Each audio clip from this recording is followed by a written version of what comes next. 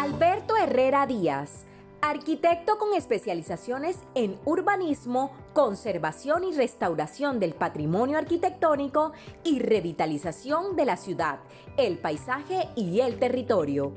Becado por la OEA, ganador de bienales, menciones de honor y concursos relacionados con el patrimonio histórico militar de la ciudad. Decano de la Facultad de Arquitectura de la Universidad Tecnológica de Bolívar.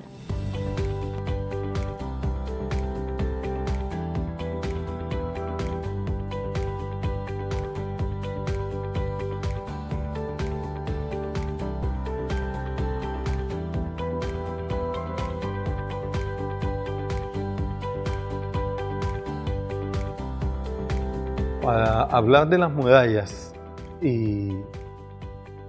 la Sociedad de Mejoras Públicas y los arquitectos, tenemos que remontarnos a la época de que ellas fueron concebidas por unos ingenieros militares que analizaron la estrategia defensiva, las condiciones del territorio para implantar. Fueron ingenieros traídos de Europa especialmente. Y duraron 3 siglos su construcción, donde tuvieron que reconstruirla porque las condiciones climáticas no le permitían en primera instancia darle una solución. Pasaron distintas escuelas, de la poliescética, de la defensiva, de acuerdo a la evolución de los sistemas defensivos que se daban o se implementaban en ese momento. A finales del siglo XIX y principios del siglo XX, sale una preocupación porque salen voces que piden que se demuela la muralla y se empiezan procesos de demolición de ella.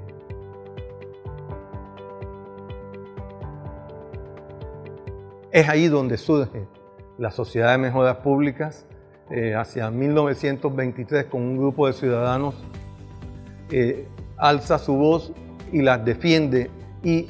entra a hacer un movimiento en pro de la protección de las fortificaciones. Y entendiendo ese grupo de prohombres de la ciudad, el valor que significa, generaron campañas y acciones donde podemos destacar a Carlos Crismat, en el caso del Castillo de San Felipe, y posteriormente en campañas de restauración por el asesor histórico militar Juan Manuel Zapatero, con una visión histórica.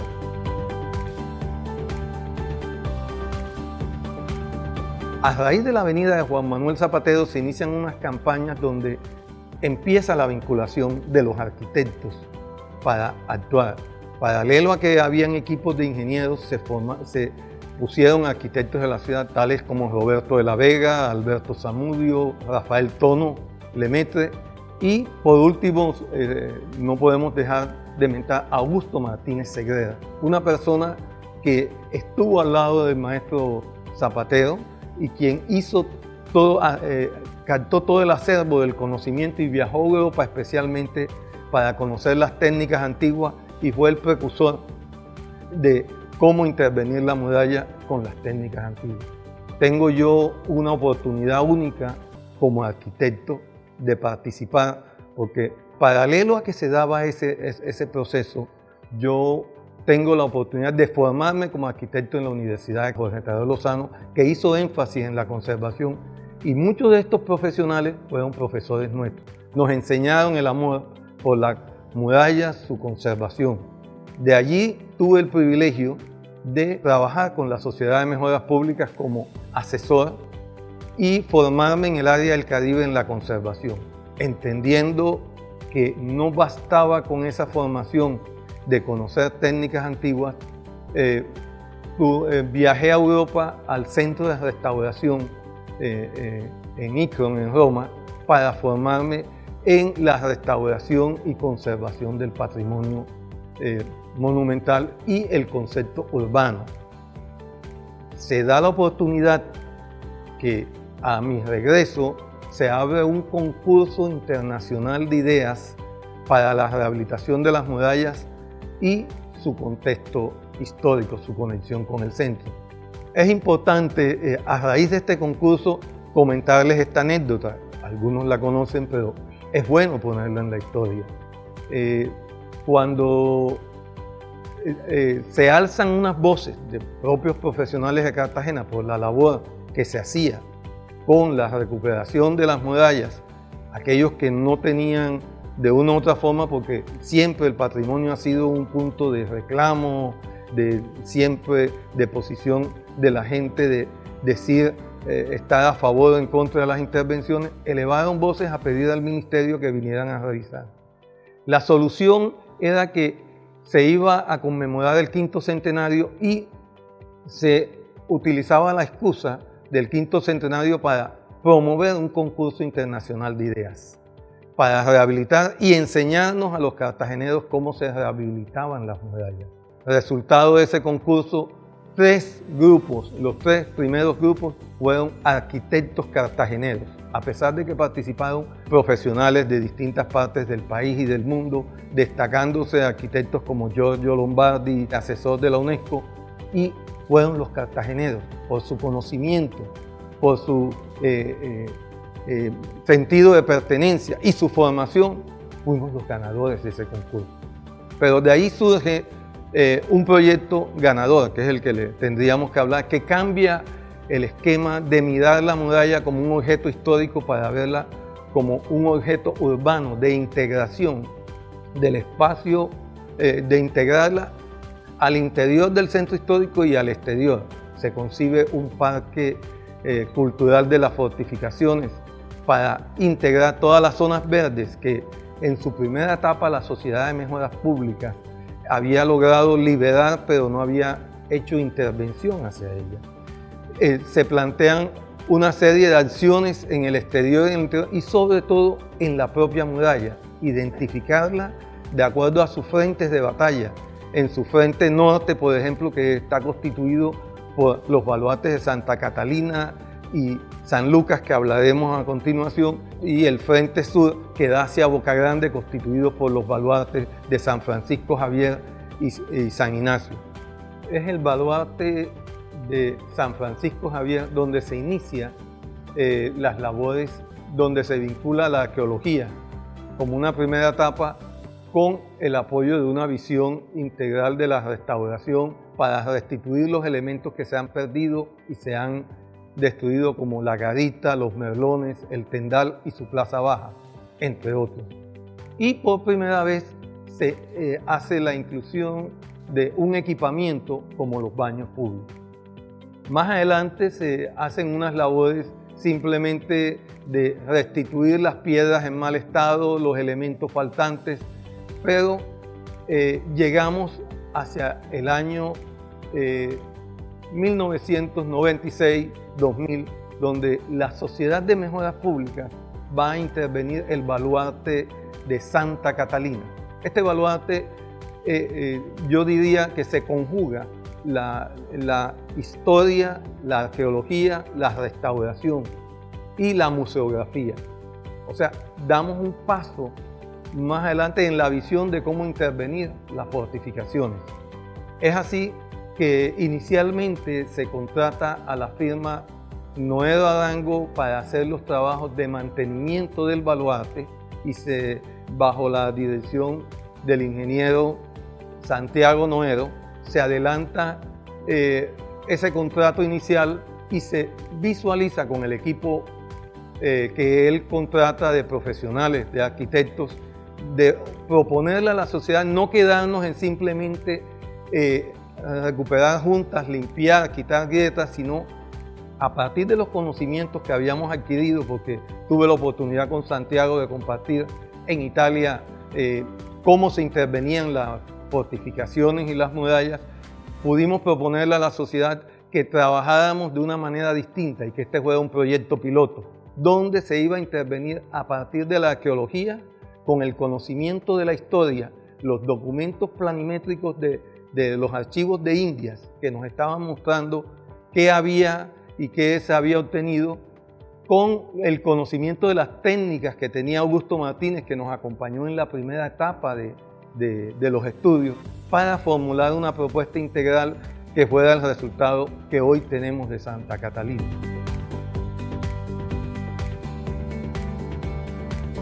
Lo importante de esta etapa para la sociedad es que logró algo que debemos hacer énfasis. La recuperación de las murallas, más allá de un uso urbano o utilitario, tiene un concepto que es la recuperación en su interior de unos espacios que tienen una valoración única, porque fueron creados durante 300 años, intervenidos por 3 ingenieros militares, y el proyecto permitió en una línea de tiempo conectar los 3 espacios, rescatar unas estructuras como la casamata, que hacen parte de los elementos de la arquitectura militar del periodo renacentista, o encontrar la intervención de Juan de Herrera y Sotomayor, que después de haber terraplenado la casamata, establece una rampa y unos accesos en una plataforma baja, hasta llegar a la etapa donde interviene Antonio de Arévalo en su última etapa, que es el ingeniero español militar, que hace una intervención en la muralla con las bóvedas y aterraplena y tapa toda la lectura de lo que fue el baluarte. Al tener esas 3 y lograr liberar esas intervenciones y rescatar los vestigios, se pudo hacer la conexión en el tiempo a través de un proyecto donde se integra el aljibe, que como recipiente de agua se integra como un contenido a un espacio de cultura y de vivencia por el ciudadano. Es allí donde la sociedad vincula a Alejandro Cárdenas, que le hace una intervención muy especial para concebir el Museo de las Fortificaciones. Después de ver el resultado de los espacios que se rescataron, le propuso que para hacer un museo vacío, que es un concepto más allá de hacer un contenedor en los espacios, generó la propuesta de hacer la valoración de los espacios que se habían rescatado para que sirviera de memoria y enseñanza, es decir, se llevaban a los niños, a las personas, para enseñarles cómo era realmente una fortificación en su interior y cómo se habían dado las murallas en Cartagena. Cómo a partir del agua, que era un contenedor del aljibe, se hacían unos escenarios para vincular el agua a la muralla, simplemente con piezas que no invadían el espacio, sino que le daban valoración. Sin embargo, la importancia de este sitio es que es el frente norte de protección del camino de tierra, es decir, el baluarte de Santa Catalina con el baluarte de San Lucas, 2 medios baluartes en forma de tenaza que se cruzaban fuego a través de sus casamatas internas, o sea, unas bóvedas internas que eran en piedra, permitían defender del ataque que se diera.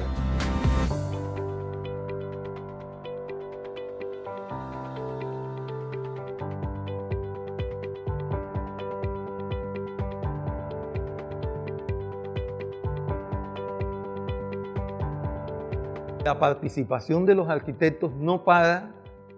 en esta visión de integrarse a cómo intervenir las murallas y su espacio. Unos 10 años después tenemos oportunidad de adelantar, por una inquietud de la Sociedad de Mejoras Públicas y convocatoria del Ministerio, en un proyecto donde se mida la muralla como un objeto científico a partir de los elementos que la afectan, producto de las acciones ya sea de sismo o de la vibración por el tráfico de Transcaribe. Es ahí donde tenemos oportunidad de generar un equipo interdisciplinario donde se analiza desde el punto de vista constructivo, se hacen análisis de laboratorio, se hace una identificación de piedra a piedra, qué piedras tienen una connotación para la muralla,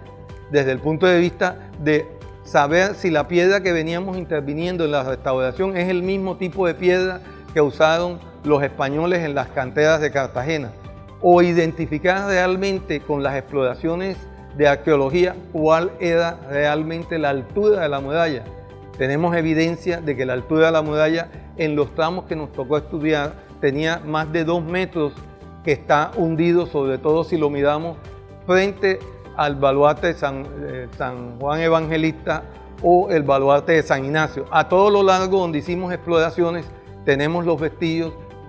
cuántas piedras están hundidas y a qué profundidad está realmente la cimentación, qué tipo de cimentación. ¿Esto de qué sirve? Es conocer realmente las propiedades, cómo la humedad afecta, cómo las vibraciones están afectando a la muralla y generar unos planteamientos de darle solución desde el punto de vista de los espacios que están totalmente sellados y que se pueden recuperar para un uso cultural. Habilitar también el interior de la muralla en partes estratégicas que estuvieron socavadas, como el caso del baluarte sobre la Plaza Pareja, que se dotaron de baños públicos para hacer el uso con el proyecto de las plazas, que fue el proyecto piloto donde se desarrolló la recuperación de las murallas como resultado del concurso de ideas.